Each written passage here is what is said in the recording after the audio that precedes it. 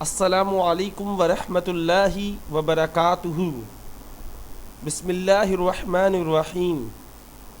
ایک کڑوا سچ یہ بھی ہے کہ لوگ مکہ اور مدینہ تو جانا چاہتے ہیں مگر مسجد نہیں۔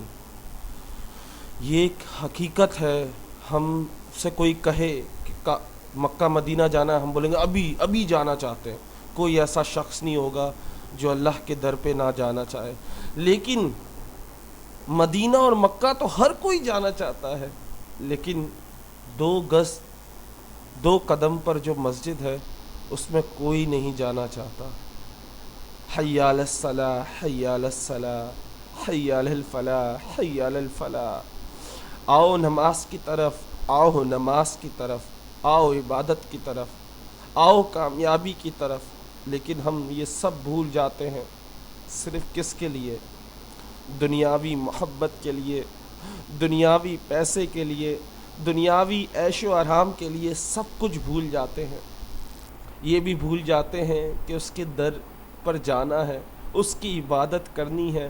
وہ دن میں 5 دفعہ بلاتا ہے، لیکن نہیں، ہمیں تو مکہ مدینہ جانا ہے لیکن اس کے گھر مسجد میں نہیں جانا۔ یہ ایک ایسا سچ ہے جسے ہم قبول کرتے ہوئے بھی ڈرتے ہیں، ایک ایسی حقیقت ہے جس سے ہم منہ چرا لیتے ہیں۔ آج سے ایک عزم کریں کہ مسجد ضرور جائیں گے، جب بھی اذان ہوگی انشاءاللہ مسجد ضرور جائیں گے اور جماعت کے ساتھ نماز ادا کریں گے۔ السلام علیکم۔